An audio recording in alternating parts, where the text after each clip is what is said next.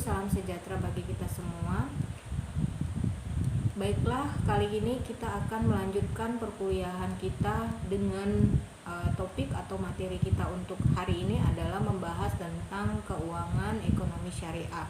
Berbeda dengan materi-materi sebelumnya. Nah, pada materi-materi sebelumnya itu masih dikatakan sebagai keuangan secara ekonomi, secara konvensional. Nah, keuangan syariah ini merupakan salah satu sistem manajemen keuangan di mana diterapkan dengan mengacu pada prinsip Islam dan pada dasar hukum Islam sebagai pedomannya. Nah, hal ini juga tidak hanya berlaku pada sistemnya saja, tetapi juga berlaku pada lembaga penyelenggara keuangan serta produk-produk yang dihasilkan atau yang ditawarkan. Oke, sebelum kita lanjut tentang keuangan syariah ini, ada beberapa hal yang akan kita bahas di sini, yaitu ini tentang Islamic Financial Planning atau perencanaan keuangan secara Islam. Nah, di sini akan membahas tentang problem atau permasalahan keuangan yang sering terjadi, kemudian masalah tentang indeks literasi dan inklusi keuangan, kemudian saatnya melakukan perencanaan keuangan di mana dengan keuangan yang sehat. Nah, berbicara tentang permasalahan yang dihadapi pada permasalahan keuangan, ya, itu kalau misalkan dibahas, diambil contoh tentang masalah keuangan pada seorang karyawan. Nah, dampak dari kondisi keuangan yang dihadapi seorang karyawan itu biasanya mempengaruhi aspek-aspek kehidupannya, misalkan dari aspek kesehatan, kemudian hubungan rumah tangga, kemudian produktivitas dari pada saat dia bekerja, kemudian kehadiran di tempat dia bekerja, lalu dampak atau aspek-aspek kehidupan lainnya. Nah, kemudian ada dari permasalahan keuangan pada masa sekarang ini, yaitu tentang gaya hidup seseorang di mana yang memiliki ambisi yang sangat tinggi atau dikatakan sebagai lifestyle seseorang itu cukup tinggi gitu ya, disesuaikan dengan kemajuan atau keadaan kemajuan pada saat sekarang. Kemudian yaitu berhubungan lagi dengan masalah finansial keuangan keluarga. Nah, permasalahan keuangan pada keluarga ini sering terjadi adalah turun-temurunnya generasi sandwich istilahnya, yaitu generasi yang terhimpit secara finansial yang mencukupi dua generasi, yaitu dari sekaligus, yaitu dari orang tua kemudian ke anak-anaknya. Nah, kemudian kita masuk tentang indeks literasi dan inklusi keuangan. Nah, berbicara tentang indeks literasi, inklusi keuangan, ya, jadi inklusi keuangan itu dapat diistilahkan terwujud atau dapat tercapai jika seseorang dapat mengakses layanan keuangannya itu dengan mudah. Jadi dia dapat mengalokasikan keuangannya itu dengan gampang. Nah, efek yang diinginkan tentu saja itu dapat meningkatkan kemampuan ekonomi dan berkurangnya kemiskinan serta kesenjangan ekonomi. Itu efeknya. Lalu efek positif dari inklusi keuangan tersebut itu akan dirasakan oleh orang banyak, ya, kalau layanan keuangan yang tersedia itu menjangkau masyarakat luas. Dengan kata lain, semakin banyak orang dengan mudah mengakses laporan keuangan, semakin cepat ekonomi bertumbuh.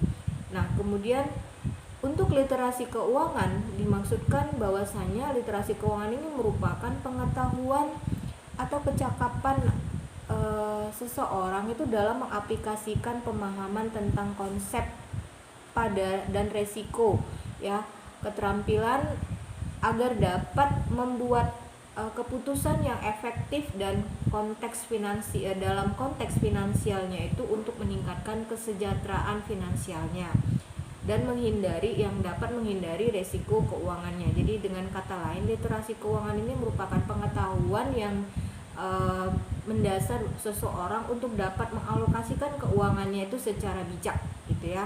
Nah, kalau kita lihat dari problem keuangan pada saat ini ya, indeks literasi keuangan pada negara ASEAN di Indonesia itu, untuk Indonesia sendiri itu untuk presentase literasi keuangannya itu cukup rendah. Kenapa? Karena itu mungkin disebabkan karena tingkat konsumtif masyarakat di negara kita itu cukup tinggi, kemudian dalam hal rasio menabung itu cukup rendah, kemudian tingkat dalam hal investasinya juga rendah, lalu tingkat korupsi yang cukup tinggi. Jadi itu dampak kondisi dari literasi keuangan. Kenapa literasi keuangan di Indonesia itu rendah? Nah, untuk mengatasi hal ini, pemerintah dalam hal ini harus melakukan kebijakan-kebijakan atau mengambil suatu untuk pemerintah sendiri atau untuk konsumen sendiri atau untuk kita sendiri, kita harus melakukan perencanaan keuangan. Jadi apa manfaat dari perencanaan keuangan ini? Nah, untuk sudah pasti kalau kita dapat merencanakan keuangan kita itu, kita bisa mengatur keuangan kita lebih baik ya. Jadi dalam hal misalkan dapat memilih produk, kita dapat memilih produk dalam hal investasi, kemudian apakah itu berbentuk asuransi dan lain sebagainya, dan pembiayaan yang sesuai dengan kebutuhan kita. Kemudian dapat memilih produk keuangan itu secara logis, kemudian dapat mengetahui alokasi dana yang dibutuhkan, lalu dapat mengetahui dan mengantisipasi resiko keuangan kita, lalu mudah melakukan pemeriksaan. Nah, jadi kalau misalkan kita sudah dapat melakukan perencanaan keuangan dengan baik, maka kita harus memiliki keuangan yang sehat. Jadi sebelum mengukur kesehatan keuangan itu ada beberapa dokumen ya, untuk kalau misalkan supaya kita memperoleh keuangan kita itu sehat ya, kita harus punya dokumen, atau suatu perusahaan juga harus mempunyai dokumen gitu ya. Nah, jadi di dalam dokumen itu ada dokumen neraca ya, kemudian ada dokumen cash flow atau arus kas, kemudian di dalam dokumen cash flow itu ada rasio-rasio yang untuk mengukur keuangan kita sendiri. Di situ ada seperti yang kita ketahui, ada debt service ratio, kemudian liquidity ratio, kemudian saving ratio. Itu merupakan beberapa rasio yang harus dipenuhi untuk kesehatan keuangan kita. Nah, dalam hal ini ya, karena kita di sini berbicara tentang Islamic Financial Planning atau perencanaan keuangan dalam Islam. Jadi konsep harta dalam perspektif Islam itu adalah, jadi yang pertama itu harta harus dipertanggungjawabkan. Ya, itu kemudian harta itu disukai oleh manusia, sudah pasti ya. Jadi itu ada dalam Al-Qur'an ya. Kemudian harta itu juga milik Allah Subhanahu wa taala. Lalu harta adalah amanah dari Allah Subhanahu wa taala. Kemudian harta itu adalah cobaan, dan kemudian harta itu harus dikelola. Ya, jadi harus dikelola dengan baik gitu. Nah, kemudian implikasi konsep harta itu sendiri ya, dikatakan bahwa harta itu milik Allah, kemudian harta-harta yang halal itu wajib dijakati, kemudian harta haram itu adalah penghalang dari doa. Nah, Islamic cash flow management atau manajemen arus kas secara Islam, jadi ada beberapa pengeluaran keuangan menurut Islam itu yang harus dikeluarkan ya, misalkan dalam hal membayar zakat, kemudian membayar hutang, lalu investasi ya. Jadi investasi juga dimasukkan ke dalam manajemen atau pengaturan untuk memanage arus keuangan secara Islam, kemudian mempunyai pengeluaran rutin ya. Jadi lalu gaya hidup, jadi kalau misalkan kita gaya hidup terlalu tinggi itu tidak termasuk ke dalam Islamic financial planning ya, itu harus dibuang. Nah, kemudian apa saja yang dibutuhkan dalam perencanaan keuangan secara Islam. Jadi kita harus menganalisa diri kita sendiri gitu, apa yang harus kita butuhkan. Misalkan kita ini butuhnya apa, kemudian keluarga kita ini butuhnya apa, lalu kita dan keluarga ini butuhnya apa yang kita inginkan. Jadi kita harus dalam hal untuk merencanakan, kita tarik diri kita sendiri, kemudian kita menanyakan apa yang kita butuhkan. Nah, lalu untuk menyusun rencana keuangan yang berbasis secara syariah, kita harus punya rencana-rencana. Yang pertama, merincikan. Jadi dari yang kita menganalisa diri kita, setelah kita tahu jawaban pada diri kita harus merincikan rencana apa. Misalkan rincikan dulu tujuan hidup kita ini apa ke depannya. Ya, kemudian setelah kita punya perencanaan tujuan, nah kalau kita mempunyai dana, kita ingin menginvestasikan dana kita tentukan dulu produk investasi apa yang harus kita ambil nantinya, ya. Lalu setelah kita cukup matang untuk mengetahui investasi apa saja, kita harus mengimplementasikan rencana keuangan yang sudah kita rencanakan tadi. Nah, kemudian di dalam perencanaan investasi, jadi sebelum kita berinvestasi tadi kita harus tahu alasan kita berinvestasi itu tujuannya untuk apa. Nah, kemudian karena kita berbicara tentang Islamic planning, financial planning, ya, perencanaan secara Islam, otomatis kita ingin menginvestasikan dana kita itu menurut syariah Islam. Jadi ada beberapa contoh produk investasi syariah yang diambil atau yang diberikan, ya. Jadi contoh produk investasi syariah itu antaranya misalkan saham yang masuk itu adalah di efek syariah. Kemudian reksadana itu memiliki label syariah. Kemudian depositonya juga pada bank syariah, lalu emas yang bersifat syariah. Nah, di dalam investasi, ya, itu ada saham, suku, dan reksadana. Jadi saham adalah surat berharga, tanda kepemilikan perusahaan, ya, sama kita ketahui. Jadi, pada dasarnya transaksi jual beli saham syariah itu sama dengan transaksi saham biasa. Hanya saja pada transaksi syariah itu harus memenuhi 3 syarat. Yang pertama, perusahaan yang akan dibeli itu harus beroperasi menurut sesuai dengan prinsip syariah. Lalu kemudian harus menghindari transaksi yang mengandung unsur gharar atau tidak jelas dan riba. Kemudian mengikuti aturan Undang-Undang Dasar 1945 dan Fatwa Dewan Syariah Nasional MUI.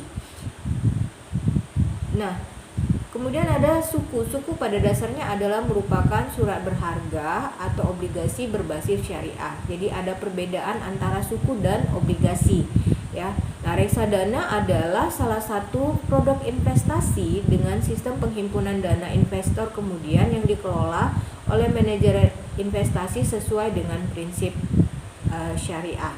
Jadi ciri-ciri reksadana syariah itu yaitu memiliki nama syariah pada produknya. Jadi untuk reksadana atau investasi apapun yang dia secara syariah, jadi harus ada label syariahnya. Nah, di dalam syariah juga ada tabungan emas dan deposito.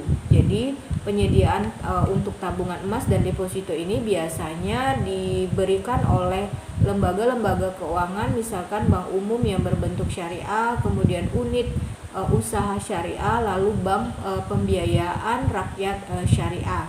Nah, jadi emas yang ditawarkan itu ada emas berbentuk perhiasan, kemudian ada berbentuk emas berbentuk koin, dan emas berbentuk batang. Nah, jadi di dalam salah satu juga produk untuk perencanaan keuangan syariah itu adalah asuransi syariah. Jadi perbedaan antara di asuransi syariah dengan asuransi konvensional yang paling intinya adalah bahwasanya di asuransi syariah itu tabungan asuransinya itu sesuai dengan prinsip syariah, kemudian diawasi oleh Dewan Pengawas Syariah. Jadi kalau misalkan untuk asuransi konvensional itu kan tabungannya, investasinya itu dalam asuransi yang tidak sesuai dengan prinsip syariah, ya, jadi berbentuknya konvensional, kemudian diawasi oleh Dewan Pengawas, diawasi oleh Bank Indonesia, ya. Nah, jadi Untuk produk-produk asuransi syariah juga itu ada 3 produk asuransi, ada asuransi kesehatan, kemudian ada asuransi jiwa, kemudian ada asuransi kerugian. Nah, jadi untuk dalam hal meminimalisir resiko berinvestasi dalam investasi apakah secara konvensional dan secara syariah, ada dua jenis resiko yang menurut Ibnu Taimiyah, yaitu resiko komersil atau resiko bisnis dan resiko maisir atau penjudian. Jadi di dalam investasi juga ada termasuk istilahnya itu kalau di dalam Islam itu adalah perjudian, ya. Nah, kemudian setiap investasi pasti memiliki resiko, namun resiko terbesarnya adalah ketika tidak berinvestasi. Jadi investasi yang baik adalah ketika investor memahami resiko yang dihadapi.